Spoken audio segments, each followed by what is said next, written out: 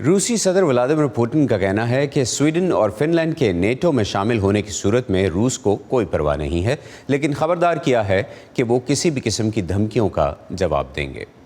Sweden और Finland बाज़ाब्ता तौर पर दहाइयों से जारी गैर जानिबदारी को ख़त्म करने और नेटो में शमूलियत के लिए तैयार हैं, जो इस इत्तेहाद के लिए एक तारीखी पेशरफ्त है। दोनों मुल्कों के ब्लॉक में दाखिले की आखिरी बड़ी रुकावट उस वक्त दूर हुई जब तुर्की ने मंगल को अपनी मुखालफत ख़त्म कर दी थी। ये पेशरफ्त मैड्रिड में नेटो के सरबराही इजलास के दौरान हुई, जो पहले ही फ़ौजी इत्तेहाद की तारीख में सबसे ज़्यादा नतीजा खेज़ मुलाकातों में से एक बन चुकी है।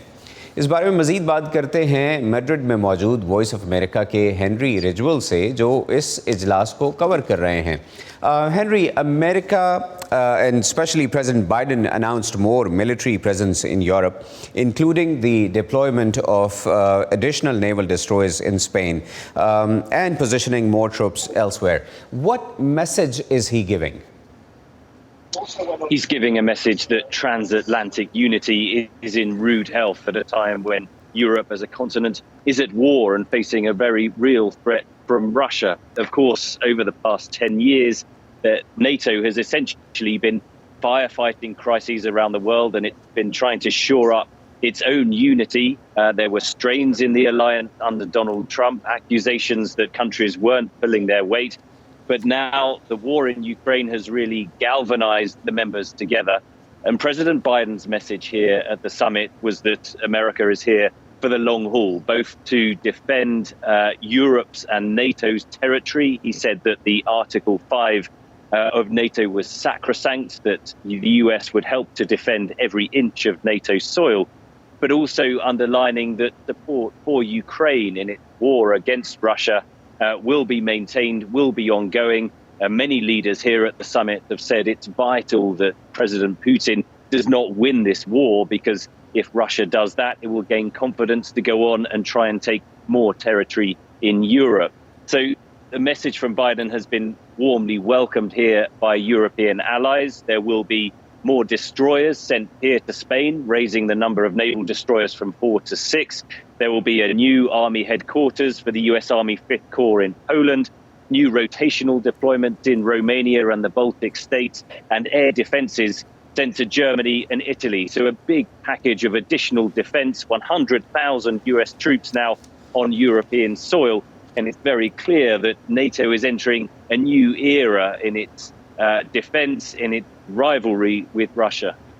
जी, हेनरी हमें बता रहे थे कि नेटो एक नए एरा में दाखिल हो रही है यूरोप का दिफा करने के लिए और रूस का मुकाबला करने के लिए, और जिस तरह से प्रेसिडेंट बाइडन ने यूरोप के लिए मज़ीद फ़ौजी और दिफाई सामान, फ़ौजी और दिफाई क़ुव्वत में इजाफ़ा करने का वादा किया है, जिसमें अमेरिकन ट्रूप्स शामिल हैं, नेवल डिस्ट्रॉयर्स शामिल हैं, पोलैंड में अमरीकी फ़ौजियों की तैनाती शामिल है, एक पूरी ब्रिगेड डिप्लॉय की जा रही है, और इस तरह के दीगर इक़दामात जिनके तहत नेटो के आर्टिकल 5 के तहत नेटो ममालिक मिलकर अपनी टेरिटरी का दिफा करेंगे किसी भी इन्वेडर के ख़िलाफ़, और ख़ास तौर पर रशिया के ख़िलाफ़ यूक्रेन की मदद करने के लिए जिस किस्म की सपोर्ट का वादा किया जा रहा है। मज़ीद बात करते हैं हेनरी से ही। Henry, it is a changed security environment as you know the NATO allies are calling it. How significant are the US promises for Europe and NATO countries at a time of a serious security crisis since the Second World War? Exactly. Since 1945, Europe has not faced the kinds of challenges, the kinds of threats that it is facing now. And that was outlined in NATO's strategic concept. This is a 10-year project where NATO outlines its blueprint for the future in how it's going to deal with threats. And what a changed security environment it is over the past decade. The document was very explicit in naming Russia as the biggest imminent security threat to NATO and its allies and its partners. And so that additional support from the United States is vital, because despite this being an alliance of 30 members, soon to be 32 when Sweden and Finland are expected to join very soon, of course, the United States still contributes by far the bulk of the force and the numeracy, the number of forces behind the NATO alliance. And so it is a vital contribution to NATO, but also particularly when NATO is expanding its horizons, really. That strategic concept, also named China, as a challenge to NATO's security, to its values, and to its interests.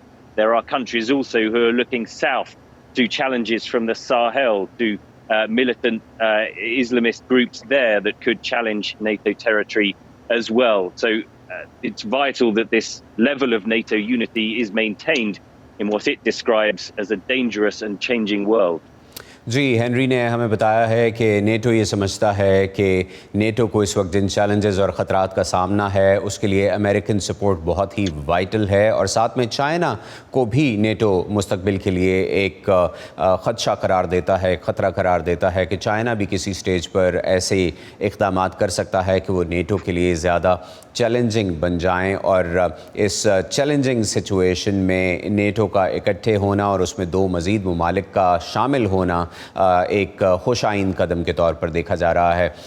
Henry, what additional support are we going to see for Ukraine in the coming days, weeks or months to defend itself from Russian invasion, whether it comes from the European Union or the NATO alliance?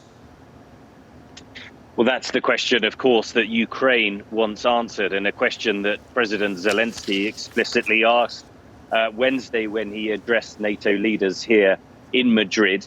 NATO itself as an alliance is not providing the kind of weapons, heavy weapons that Ukraine wants, the kind of weapons that have slowly been arriving from Western partners, although NATO has been helping with the logistics of delivering it to Ukraine. It is the individual member states, particularly the United States, Britain, and to some extent some other countries, including Poland and France and Germany, that are sending the heavy weapons to Ukraine that it needs. At the moment, that is heavy artillery systems, multiple launch rocket systems. There's only a handful that are arriving in Ukraine, but Western military planners say those types of weapons could really change the game on the ground in the eastern part of Ukraine and could be vital to turning the tide of the war. Right. Well, thank you so much, Henry, for being with us today and telling our audience about this very important NATO meeting in Spain. और अपने देखने वालों को बता दें कि Henry रिजवेल हमें बता रहे थे कि नेटो की तरफ से कोई ऐसी इमदाद नहीं दी जा रही यूक्रेन को जिसको हम एक सिग्निफिकेंट मदद कह सकते हैं, जबकि नेटो ममालिक इंडिविजुअली ऐसी मदद दे रहे हैं जिसमें जर्मनी, फ्रांस और अमेरिका भी शामिल हैं.